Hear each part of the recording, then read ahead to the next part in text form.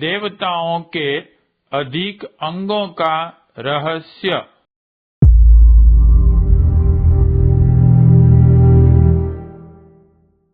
देव दानवों के अधिक मुख और अधिक अंग ऐसी ही रहस्यमय पहेलियां हैं जिनमें तत्संबंधी प्रमुख तथ्यों का रहस्य सन्निहित होता है। वह सोचता है, ऐसी विचित्रता क्यों हुई?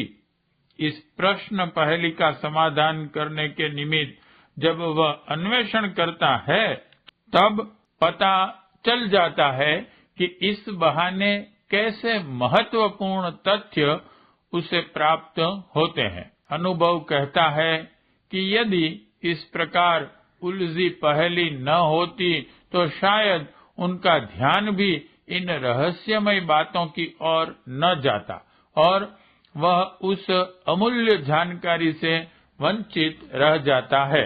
पहेलियों के उत्तर बालकों को ऐसी दृढ़ता पूर्वक याद हो जाते हैं कि वे भूलते नहीं। आध्यात्मिक कक्षा का विद्यार्थी भी अधिक मुख वाले देवताओं को समझने के लिए जब उत्सुक होता है तो उसे वे अद्भुत बातें सहज ही विदित हो जाती हैं जो उस दिव्य महाशक्ति से संबंध है। उदाहरण के लिए हनुमान जी की पूंछ, गणेश जी की सूंड, हयग्रीव का अश्वमुख, ब्रह्मा जी के 4 मुख, दुर्गा जी की 8 भुजाएं, शिव जी के 3 नेत्र, कार्तिकेय जी के 6 मुख तथा इन देवताओं के मूषक, मोर, बैल, सिंह आदि वाहनों में क्या रहस्य है, इसका विस्तृत विवेचन तो यहाँ संभव नहीं है। यहाँ तो केवल गायत्री के 5 मुखों के संबंध में ही विस्तार पूर्वक चर्चा की जा रही है। गायत्री सुव्यवस्थित जीवन का, धार्मिक जीवन का अविच्छिन्न अंग है, तो उसे भली प्रकार समझना, उसके मर्म, रहस्य, तथ्य और उपकरणों को जानना भी आवश्यक है।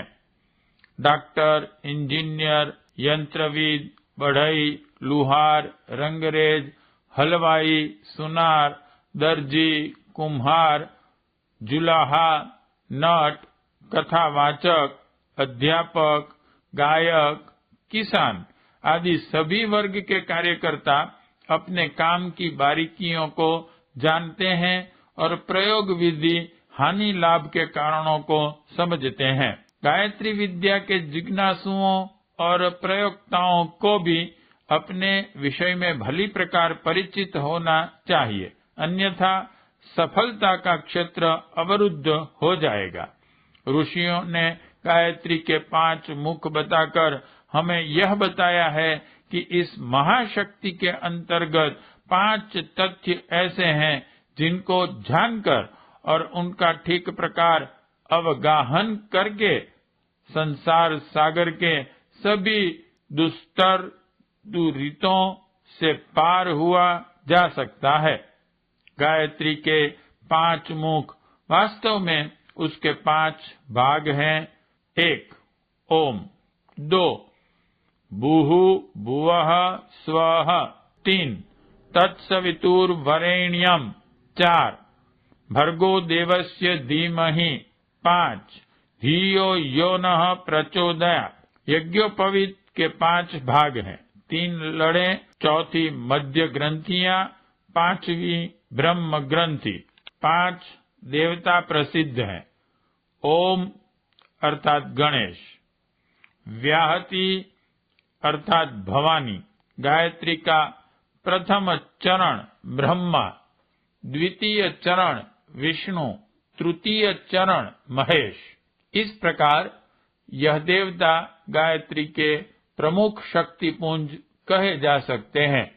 गायत्री के इन 5 भागों में वे संदेश छिपे हुए हैं जो मानव जीवन की बाह्य एवं आंतरिक समस्याओं को हल कर सकते हैं। हम क्या हैं, किस कारण जीवन धारण किए हुए हैं, हमारा लक्ष्य क्या है, अभावग्रस्त और दुखी रहने का कारण क्या है, सांसारिक संपदाओं की और आत्मिक शांति की प्राप्ति किस प्रकार हो सकती है, कौन बंधन हमें जन्म मरण के चक्र में बांधे हुए हैं, किस उपाय से छुटकारा मिल सकता है, अत्यंत आनंद का उद्गम कहाँ है, विश्व क्या है, संसार का और हमारा क्या संबंध है, जन्म मृत्यु के त्रासदायक चक्र को कैसे तोड़ा जा सकता है, आदि जटिल प्रश्नों के सरल उत्तर उपर्युक्त पंचकों में मौजूद हैं। गायत्री के 5 मुख असंख्य सूक्ष्म रहस्य और तत्व अपने भीतर छिपाए हुए हैं। उन्हें जानने के बाद मनुष्य को इतनी तृप्ति हो जाती है कि कुछ जानने लायक बात उसको सूझ नहीं पड़ती। महर्षि उद्दालक ने उस विद्या की प्रतिष्ठा की थी जिसे जानकर और कुछ जानना शेष नहीं रह जाता। वह विद्या गायत्री विद्या ही है। 4 वेद और 5वां यज्ञ, यह 5 ही गायत्री के 5 मुख है, जिनमें समस्त ज्ञान विज्ञान और धर्म कर्म बीज रूप में केंद्रीभूत हो रहा है। शरीर 5 तत्वों से बना पड़ा है और आत्मा के 5 कोश हैं। मिट्टी, पानी, हवा, अग्नि और आकाश के सम्मिश्रण से देह बनती है। गायत्री के 5 मुख बताते हैं कि यह शरीर और कुछ नहीं, केवल पंचभूतों का, जड़ परमाणुओं का सम्मिश्रण मात्र है। यह हमारे लिए अत्यंत उपयोगी औजार, सेवक एवं वाहन है। अपने आप को शरीर समझ बैठना भारी भूल है। इस भूल को ही माया या अविद्या कहते हैं। शरीर का एवं संसार का वास्तविक रूप समझ लेने पर जीव मोह निद्रा से जाग उठता है और संचय, स्वामित्व एवं भोगों की बाल क्रीड़ा से मुंह मोड़कर आत्म कल्याण की ओर लगता है।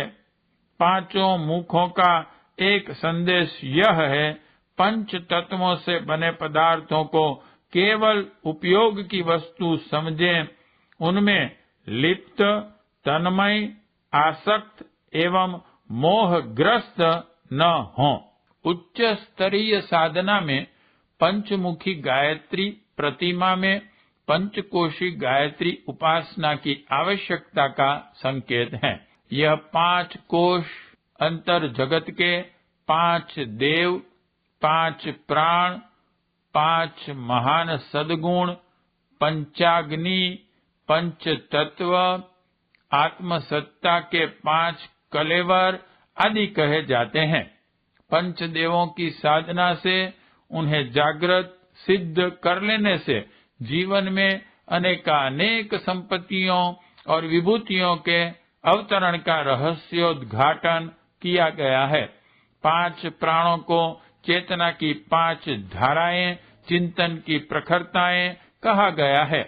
चेतना की उत्कृष्टता इन्हीं के आधार पर बढ़ती और प्रचंड होती है। प्राण विद्या भी गायत्री विद्या का ही एक अंग है। गायत्री शब्द का अर्थ भी गय यानी कि प्राण प्लस त्री यानी कि त्राता अर्थात प्राण शक्ति का परित्राण करने वाली दिव्य क्षमता के रूप में किया गया है। कठोपनिषद में पंचाग्नि विद्या के रूप में इस प्राण तत्व को इन्हीं 5 धाराओं के रूप में प्रस्तुत किया गया है। गायत्री के 5 मुखों, पंचकोशों के रूप में उन 5 तत्वों की प्रखरता का वर्णन है, जिनसे यह समस्त विश्व और मानव शरीर बना है। स्थूल रूप में यह 5 तत्व पैरों तले रौंदी जाने वाली मिट्टी, कपड़े धोने के लिए काम आने वाले पानी, चूल्हे में जलने वाली आग, पोला आकाश और उसमें मारी मारी फिरने वाली हवा के रूप में देखे जाते हैं। पर यदि उनकी सूक्ष्म क्षमता पर गहराई से दृष्टि डाली जाए तो पता चलेगा कि इन तत्वों के नगण्य से परमाणु तक कितनी अद्भुत शक्ति अपने में धारण किए बैठे हैं। उनकी रासायनिक एवं ऊर्जागत क्षमता कितनी महान है। पंच तत्वों से बना यह स्थूल जगत और उनकी तन्मात्राओं से बना सूक्ष्म जगत कितना अद्भुत, कितना रहस्यमय है, यह समझने का प्रयत्न किया जाता है तो बुद्धि थक कर उसे विराट ब्रह्म की साकार प्रतिमा मानकर ही संतोष करती है। इन पांच तत्वों के अद्भुत रहस्यों का संकेत गायत्री के 5 मुखों में बताया गया है और समझाया गया है कि यदि इनका ठीक प्रकार उपयोग, परिष्कार किया जा सके तो उनका प्रतिफल प्रत्यक्ष 5 देवों की उपासना जैसा हो सकता है। पृथ्वी, अग्नि, वरुण, मरुत, अनंत, इन 5 देवताओं को पौराणिक कथा प्रसंगों में उच्च स्तरीय क्षमता संपन्न बताया गया है। कुंती ने इन्हीं 5 देवताओं की आराधना करके 5 देवोपम पुत्र रत्न पाए थे। पंचमुखी, पंचकोशी, उच्च स्तरीय गायत्री उपासना में तत्व दर्शन की, तत्व साधना की गरिमा का संकेत है। मानव सत्ता के 3 शरीर हैं, कारण, सूक्ष्म और स्थूल। कारण शरीर में 5 संवेदनाएं, सूक्ष्म शरीर में 5 प्राण चेतनाएं और स्थूल शरीर में 5 शक्ति धाराएं विद्यमान हैं और उच्च स्तरीय साधना विज्ञान का सहारा लेकर उन्हें उभारे जाने का संकेत एवं निर्देश है। 5 देवों में 1 भवानी, 2 गणेश, 3 ब्रह्मा, 4 विष्णु, 5 महेश की गणना होती है। इन्हें क्रमशः बलिष्ठता, बुद्धिमता, उपार्जन शक्ति, अभिवर्धन पराक्रम एवं परिवर्तन की प्रखरता कह सकते हैं। यह 5 देवता ब्रह्मांड व्यापी ईश्वरीय दिव्य शक्तियों के रूप में समव्याप्त हैं। सृष्टि संतुलन एवं संचालन में योगदान करते हैं। यही 5 शक्तियां आत्मसत्ता में भी विद्यमान हैं और इस छोटे ब्रह्मांड को सुखी, समुन्नत बनाने का उत्तरदायित्व संभालते हैं। इन्हें 5 कोशों में सन्निहित अंतर जगत के 5 देव कहा जा सकता है। पंचकोश साधना की सफलता को उपर्युक्त 5 देवताओं के द्वारा प्राप्त हो सकने वाले अनुदान वरदान के रूप में अनुभव किया जाता है। कोश खजाने को भी कहते हैं। समुद्र को रत्नाकर कहा जाता है और उसके गर्भ में असीम रत्न राशि भरी होने की बात सर्वविदित है। जमीन में भी जल, तेल, धातुएं, रत्न तथा अन्यान्य बहुमूल्य पदार्थ मिलते हैं। यह खजाने खुदाई करने पर ही मिलते हैं। पूर्वजों के द्वारा छोड़ा हुआ धन प्रायः जमीन में गड़ा होता था। उत्तराधिकारी उसे खोदते, निकालते और लाभान्वित होते थे। ईश्वर प्रदत्त बहुमूल्य विभूतियां आत्मसत्ता के मर्म स्थलों में छिपी रहती हैं। पंचकोश जागरण की साधना से उस वैभव को, सिद्धि संपदा को साधक उपलब्ध करते हैं। आत्मसत्ता के 5 कलेवरों की रूप में पंचकोशों को बहुत अधिक महत्व दिया जाता रहा है। शास्त्रकारों ने मानवीय सत्ता को 5 वर्गों में विभक्त किया है। उनके नाम है 1 अन्नमय कोश, 2 प्राणमय कोश, 3 मनोमय कोश, 4 विज्ञानमय कोश, 5 आनंदमय कोश।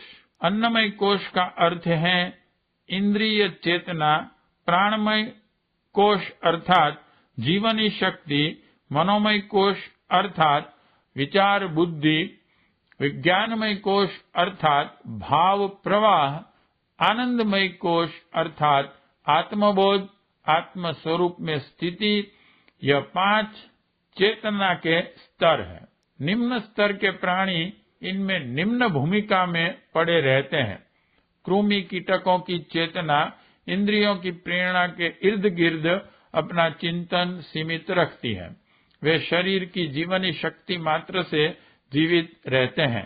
संकल्प बल उनके जीवन मरण में सहायक नहीं होता। मनुष्य की जिजीविषा इस शरीर के अशक्त असमर्थ होने पर भी जीवित रख सकती है, पर निम्न वर्ग के प्राणी मात्र सर्दी गर्मी बढ़ने जैसे ऋतु प्रभावों से प्रभावित होकर अपना प्राण त्याग देते हैं। उन्हें जीवन संघर्ष के अवरोध में पड़ने की इच्छा नहीं होती। प्राणमय कोश की क्षमता जीवनी शक्ति के रूप में प्रकट होती है। जीवित रहने की सुदृढ़ और सुस्थिर इच्छा शक्ति के रूप में उसे देखा जा सकता है। स्वस्थ, सुदृढ़ और दीर्घ जीवन का लाभ शरीर को इसी आधार पर मिलता है। मनस्वी, ओजस्वी और तेजस्वी व्यक्तित्व ही विभिन्न क्षेत्रों में सफलताएं प्राप्त करते हैं।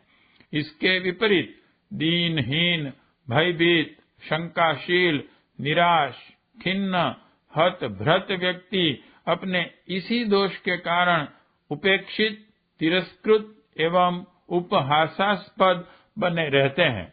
उत्साह के साथ अविच्छिन्न रूप से जुड़ी रहने वाली कर्मनिष्ठा का जहाँ अभाव होगा, वहाँ अवनति और अवगति के अतिरिक्त और कुछ रहेगा ही नहीं। साहस बाजी मारता है। बहादुरों के गले में ही अनादि काल से विजय वैजयंती पहनाई जाती रही है और अनंत काल तक यही क्रम चलता रहेगा। मनोमय कोश का अर्थ है विचारशीलता, विवेक बुद्धि। यह तत्व जिसमें जितना सजग होगा उसे उसी स्तर का मनस्वी या मनोबल संपन्न कहा जाएगा। यों मन हर जीवित प्राणी का होता है। कीट पतंग भी उससे रहित नहीं है, पर मनोमय कोश के व्याख्याकारों ने उसे दूरदर्शिता, तर्क, प्रखरता एवं विवेकशीलता के रूप में विस्तार पूर्वक समझाया है। मन की स्थिति हवा की तरह है। वह दिशा विशेष तक सीमित न रहकर स्वेच्छाचारी वन्य पशु की तरह किधर भी उछलता कूदता है। पक्षियों की तरह किसी भी दिशा में चल पड़ता है। इसे दिशा देना, चिंतन को अनुपयोगी प्रवाह में बहने से बचाकर उपयुक्त मार्ग पर सुनियोजित करना मनस्वी होने का प्रधान चिन्ह है। मनोनिग्रह, मनोजय इसी का नाम है। एकाग्रता का, चित्त वृत्ति निरोध का बहुत महात्म्य योग शास्त्रों में बताया गया है। इसका अर्थ चिंतन प्रक्रिया को ठप्प कर देना, एक ही ध्यान में निमग्न रहना नहीं, वरन यह है कि विचारों का प्रवाह नियत निर्धारित प्रयोजन में ही रुचि पूर्वक लगा रहे। यह कुशलता जिनको करतलगत हो जाती है, वे जो भी लक्ष्य निश्चित करते हैं उसमें प्रायः अभिष्ट सफलता ही प्राप्त करके रहते हैं। बिखराव की दशा में चिंतन की गहराई में उतरने का अवसर नहीं मिलता। अस्तु किसी विषय में प्रवीणता और पारंगतता भी हाथ नहीं लगती। संसार में विशेषज्ञों का स्वागत होता है। यहाँ हर क्षेत्र में A1 की मांग है और यह उपलब्धि कुशाग्र बुद्धि पर नहीं, सघन मनोयोग के साथ संबंध है। यह मनोयोग का वरदान प्राप्त करने के लिए जो प्रयास व्यायाम करने पड़ते हैं, उन्हें ही मनोमय कोश की साधना कहते हैं। विज्ञानमय कोश को सामान्य भाषा में भावना प्रवाह कह सकते हैं। यह चेतना की गहराई में अवस्थित अंतःकरण से संबंधित है।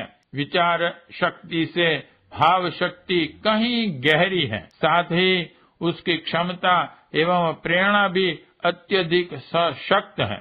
मनुष्य विचारशील ही नहीं, संवेदनशील भी है। यह संवेदनाएं ही उत्कट स्तर की आकांक्षाएं उत्पन्न करती हैं और उन्हीं से प्रेरित होकर मनुष्य बेचैन विचलित हो उठता है, जबकि विचार प्रवाह मात्र मस्तिष्कीय हलचल भर पैदा कर पाता है। देव और दैत्य का वर्गीकरण इस भाव चेतना के स्तर को देखकर ही किया जाता है। विज्ञानमय कोश की संतुलित साधना मनुष्य को दयालु, उदार, सज्जन, सहृदय, संयमी एवं शालीन बनाती है। उसे दूसरों को दुखी देखकर उसकी स्थिति में अपने को रखकर व्यथित होने की सहानुभूति का अभ्यास होता है। तदनुसार औरों को दुख बंटाने की, सेवा परायणता की आकांक्षा सदा उठती रहती है। विभिन्न प्रकार के परमार्थ इसी स्थिति में बन पड़ते हैं। ऐसे व्यक्तियों की आत्म भावना सुविस्तृत होते होते अतीव व्यापक बन जाती हैं। तब दूसरों के सुख में भी अपने निज के जैसा आभास मिलता है। आनंदमय कोश का विकास यह देखकर परखा जा सकता है कि मनुष्य क्षुब्ध, उद्विग्न, चिंतित, खिन्न, रुष्ट, असंतुष्ट रहता है अथवा हंसती, मुस्कुराती, हल्की फुल्की, सुखी, संतुष्ट जिंदगी जीता है। मोटी मान्यता यह है कि वस्तुओं, व्यक्तियों अथवा परिस्थितियों के कारण मनुष्य सुखी दुखी रहते हैं, पर गहराई से विचार करने पर यह मान्यता सर्वथा निरर्थक सिद्ध होती है। एक ही बात पर सोचने के अनेकों दृष्टिकोण होते हैं। सोचने का तरीका किस स्तर का अपनाया गया, यही है मनुष्य के खिन्न अथवा प्रसन्न रहने का कारण। अपने स्वरूप का, संसार की वास्तविकता का बोध होने पर सर्वत्र आनंद ही आनंद है। दुख तो अपने आपे को भूल जाने का, संसार को कुछ से कुछ समझ बैठने के अज्ञान का है। यह अज्ञान ही भवबंधन है। इसे ही माया कहते हैं। प्राणी त्रिविध ताप इसी नरक की आग में जलने से सहता है। सच्चिदानंद परमात्मा के इस सुरम्य नंदन वन जैसे उद्यान में दुख का एक कण भी नहीं।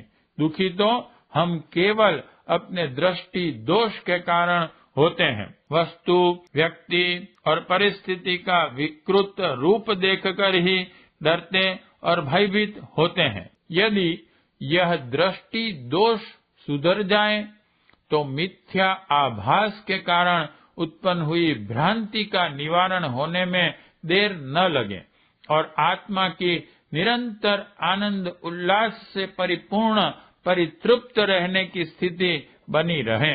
5 कोशों की भावनात्मक पृष्ठभूमि यही है। इन्हीं कसौटियों पर कसकर किसी व्यक्ति की आंतरिक स्थिति के बारे में जाना जा सकता है कि वह आत्मिक दृष्टि से कितना गिरा पिछड़ा है अथवा उठने, विकसित होने में सफल हुआ है।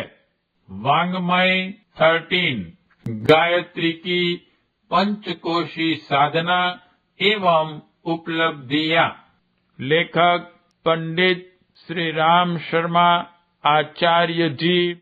अगर आपको हमारी यह वीडियो पसंद आई हो तो कृपया इसे लाइक, शेयर व कमेंट अवश्य करें।